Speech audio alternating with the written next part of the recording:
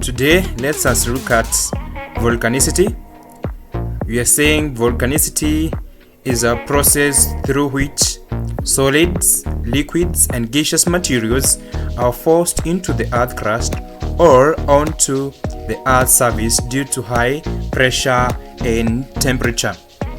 So we are told these materials, which are either solids, liquids, or gaseous, are now forced to, that means in the earth crust. That means that they remain on the earth crust, or they can now come out now to the earth surface. That's why we're using the word onto the earth surface. When we talk about into, meaning that these materials, which are solid state, which are in liquid state or in gaseous states, they are in the interior of the earth state. They are not on the earth surface. When they come on earth surface, not know they use the word onto the earth surface. Now, as a result of high pressure and temperature. So the aspect of, if the high pressure is not there and also the temperature is not there, then does not now that negate the aspect of the volcanicity. You must have now the aspect of high pressure and temperature. That is what will make this solid, liquid, and gaseous material to move out now into or onto the earth surface. This is a term we call volcanicity, which we are saying that is a process through which gaseous materials, in this case magma, extrude onto the earth surface to form volcano due to greater pressure and high temperature. So now when this magma now extrudes now and reaches the earth surface and forms volcanoes on the earth surface at the high temperature and pressure, now that process is what now we refer as volcanicity.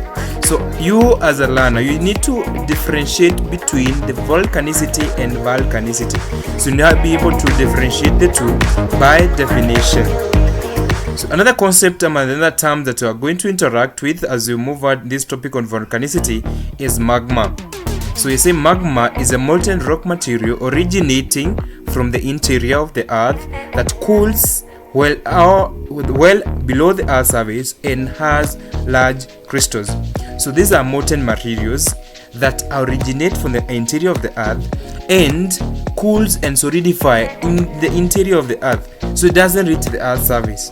So those materials that cools and solidify in the earth crust is what we call now the magma. And we are saying that one of its characteristics is that they have large crystals. So when this magma now reaches the earth surface, they cease to be called magma and now they are called lava. You see, lava is now the molten materials now that originating on the others now reaches now to the earth surface and cools and solidify on the earth surface, and they have small crystals.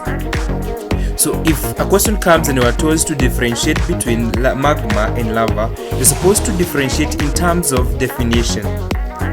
If it gives you more than 2 marks, then you have to give the difference in terms of its characteristics. And one of the characteristics is that when we talk about magma, we are having them having large crystals. When you look at lava, we talk about them having small crystals. Another term is a vent. You may be asked to differentiate between a vent or a fissure. So a vent is a pipe-like structure in the crust of rocks through which magma escapes to the earth's surface. Now, this pipe-like structure that is on the interior of the earth, that now magma through it, is what we are referring as a vent. So, when you have a crack or a fault, this is what now we refer as a fissure. We say a fissure is a crack or a fault in a crust of rock through which magma escapes to the earth's surface. So when you talk about the vent, is a pipe-like. We talk about a fissure is a crack or a fault where magma flows through. Let's now look at the causes of volcanicity. The causes of volcanicity. You say that one of the causes is faulting. As we've learned earlier on the internal land forming structure and external land forming structures under the earth movement, one of the things we talked about that the causes of under the causes of earth movement is the faulting, whereby we refer as faulting as the the fracturing of the crustal rocks as the result of tectonic forces. So when there is a fracture and magma tend to move through this fracture, is now what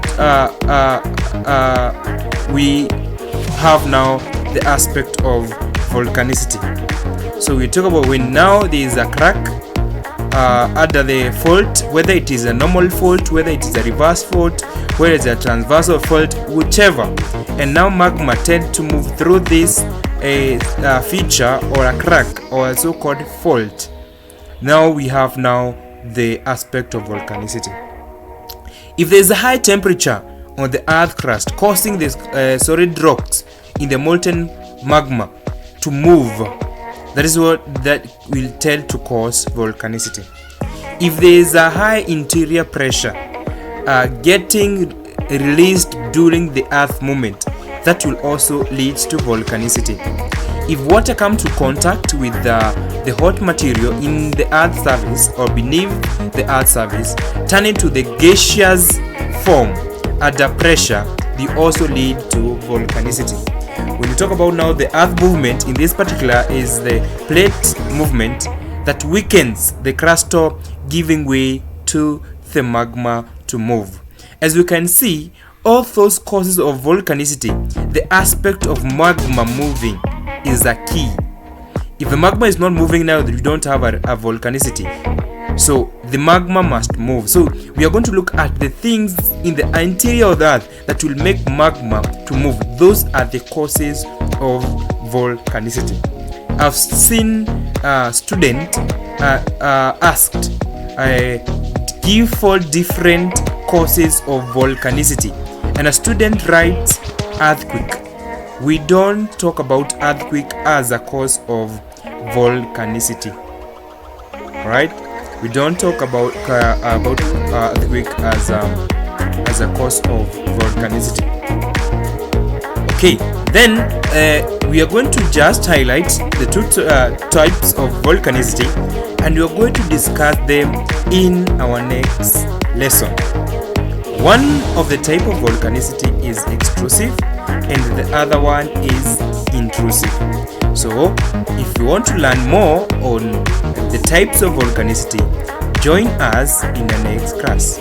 And you need to subscribe to our YouTube channel so that you can see the update on the classes that we are going to have regarding on volcanicity. Otherwise, we wish you a good day ahead and be blessed. We are Smart School Online, where we are teaching students and people all worldwide so that they can learn geography and apply geography in their lives. I wish you all the best. Thank you.